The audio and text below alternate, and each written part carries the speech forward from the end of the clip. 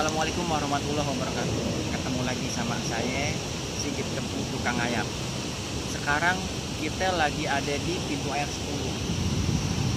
Terus saya juga sekarang lagi sama Bang Muhammad Dum. Dia anak dari penjaga pintu air 10 ini. Kebetulan tahun 1928 sampai 19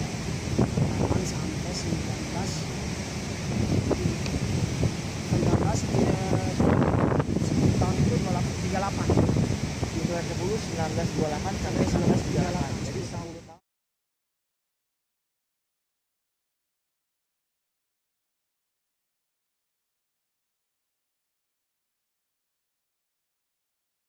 Sekarang orang lebih banyak menyebut pintar 10. Pintar 10 dulu mah orang dulu menyebutnya itu sangego.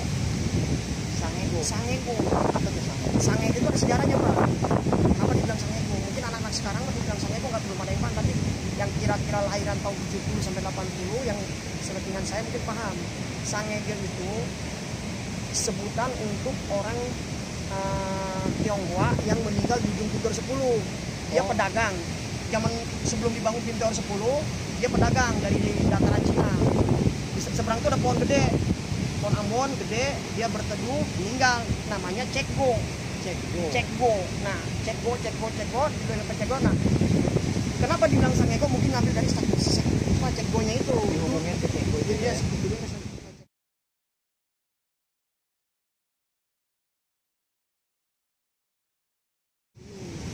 Nah, kalau pintu air 10 nih Bang, yang tadi kita ngobrol, hulunya di mana? Hilirnya di mana? Hulunya dia dari Batu Belah, Bogor. Oh, jadi bukan aliran yang dari Ciliwung ini, bukan? Bukan, kalau Ciliwung kan Katu Lampak. Kalau ini dari Batu Belah. Untuk hulunya, hilirnya dia ke Tanjung Buru. Tanjung Buru, Taman. yang mau ke laut itu? Iya, Taman. Jadi ini pintu air 10 dulu namanya Sangego. Karena pernah ada orang Cina ya, Iya. yang dagang di ujung pintu air sono tuh, tinggal namanya Cekgo. Dihubung-hubungin akhirnya ya jadi Sebutlah Sangego. Begitu teman-teman. Tapi ntar kita bisa nggak?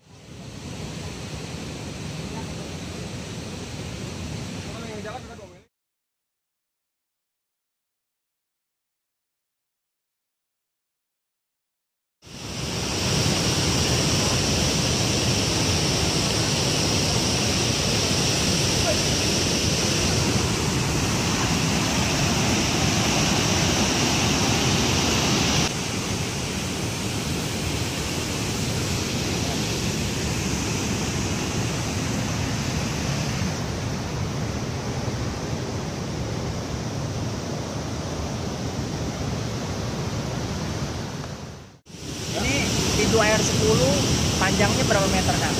Jauhnya nih. Kurang lebih sekitar 10-100 meteran.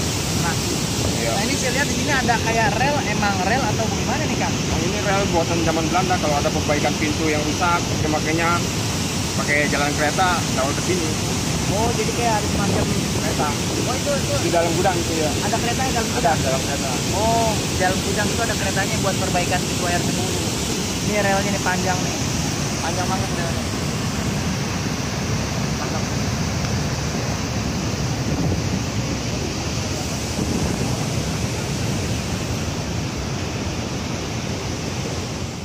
Di dalam gudang ada kereta, cuman nggak bisa dibuka sih sayangnya. Cakep juga nih, mungkin kalau bisa dilihat di dalam nih model keretanya itu apa ya?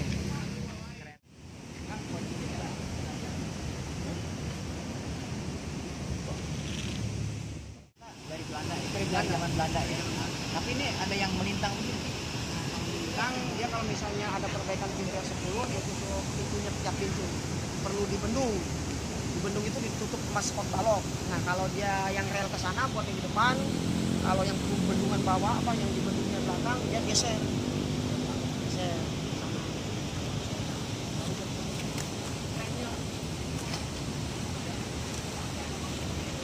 Di dalam ada kren. Kren atau keretanya gitu ya. Keretanya iya buat bawa. Buatan Belanda juga, Buatan Belanda. dari zaman Belanda.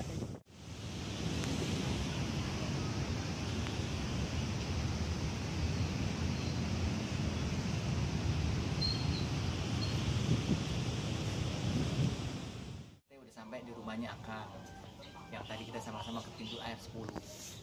Aduh, Kang, makasih Kang. Kayak masih lebaran aja begini. Tuh. Aduh, biji kelapa, akar kelapa. Ngomong-ngomong, Akang yang ini nih tahu cerita sejarah mistisnya pintu air 10. Soalnya banyak orang yang pelintirin sejarah pintu air 10 tuh mistis kayak bagaimana, ada buaya buntung lah, ada segala macam. Nah ini asli ceritanya nih, mistisnya dari Akang ini. Kembali ke obrolan masalah mistis Bang. Almarhum Bapak kebetulan kan penjaga pintu air 10, juru pintu ASN atau pegawai negeri lah sekarang. Nah almarhum Ibu juru kuncinya. Oh jadi Kuncen ya, juru kuncen ya, kuncen. Nah beliau lah almarhum Ibu yang sering menyampaikan masalah mistis itu ke anak-anaknya sama Bapak. Bapak sering cerita sama nih dulu nih yang pintu 1, pintu 2 kalau lu pengen tahu nih yang megang Ki Satria, orang kembar dari Banten, ganteng. pintu 1 Sampai pintu 2. pintu 1 itu yang tadi Dari sini, pintu 1, pintu 2, nah itu namanya Ki Satria yang megang. Terus sampai pintu 3, pintu 4 sampai pintu 5 itu Ki Gerong.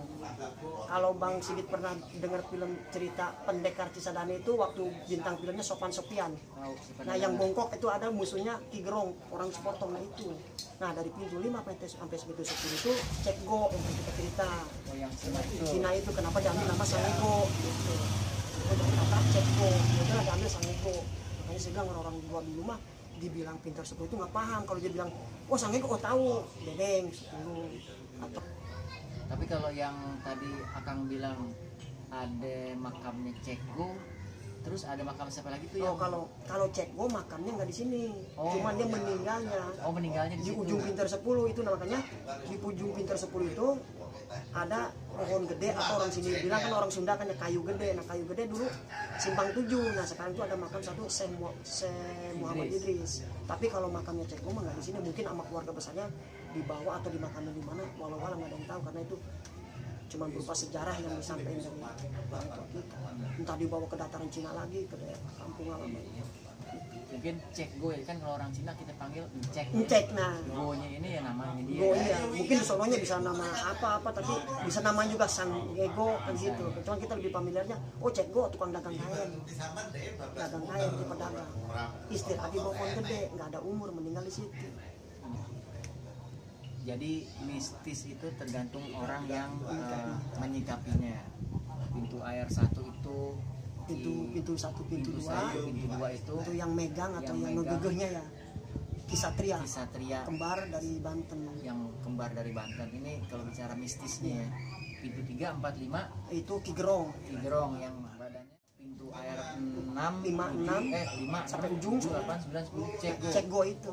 Berarti lebih berpengaruh Cekgo ya. Dia Cek Go banyak lebih pintunya ya, lebih dominan Cek Go. Tapi kalau bicara mistis, apa pernah ada korban nggak? Apa mayat? Apa gimana selama ini di situ? Kalau yang korban mayat mah mungkin hampir setiap ada kali banjir pasti ada Bang. Tapi kalau korban yang di situ ada yang bunuh diri, udah berapa kali kejadian. Bunuh diri atau mereka mandi, mereka main, terutama sih anak-anak kecil ya, yang susah dibilangin ya itu sering kejadian. Tapi kalau buat yang mancing nih, yang mancing istilahnya ada inian tertentu nggak gitu? Apa ritual-ritual? Lu jangan mancing lo, ntar begini. Tapi itu banyak yang mancing, nggak masalah itu? Nggak masalah itu mah kalau yang mancing sih. Makanya yang mancing itu rata-rata orang udah paham, orang mari, orang sini udah paham. Paham dalam arti kata dia tahu sikonnya, oh ini kalinya agak dalam sini jadi mereka bisa ngatur. Emang ada juga yang mancing dari jauh datang, yang mungkin karena udah nasibnya di sini, ada yang meninggal ke bawah arus, dia mandi, sering kejadian. Kayu gede itu. Jadi Tangerang ini asimilasi budaya tuh banyak banget. Ada yang Arab, ada yang Cina, apalagi Cina. Ada yang pribumi, Akang nih asli pribumi sini. Pokoknya semua jadi satu, majemuk, aman, tentram, dan nggak ada masalah. Malah kan ada sebutan di sini mah ada Cina Benteng. Malah disebutan Cina Benteng. Cina asli itu. Cina. Masih di rumahnya Kang Doni, praktisi atau pelaku ahli bela diri dari silat besi atau besi Kang? Besi kalau bahasa ini lebih besi. Besi, Kong Jidan. Beliau juga ahli memainkan golok. Ini bukan dari jurus ya, tapi keahlian Kang Doni memperagakan dari main putar-putar golok deh. Gitu deh. Istilahnya mau senam jari bang ya. Senam jari. Kita lihat ya. Tapi nggak masih berdiri, deh duduk juga bisa ya. Insya Allah bisa. Ini dia.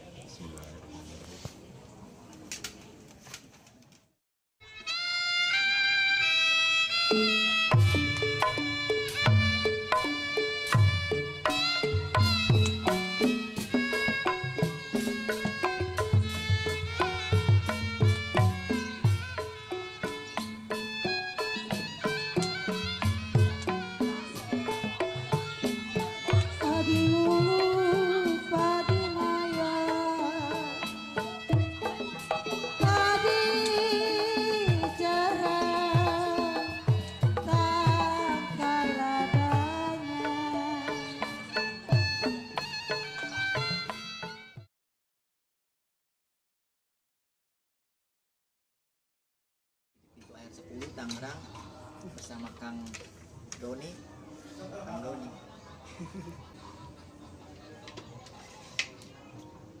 Juga Akang siapa? Endum. Akang Endum. Insya Allah kapan waktu ntar kalau dia mulai ini lagi ya Kang ya, aktif lagi, Covid udah habis, kita silaturahmi di sini lagi bareng sama teman-teman anak buahnya yang latihan. Oke, kita ketemu lagi. Tangerang tempo dulu, bukan itu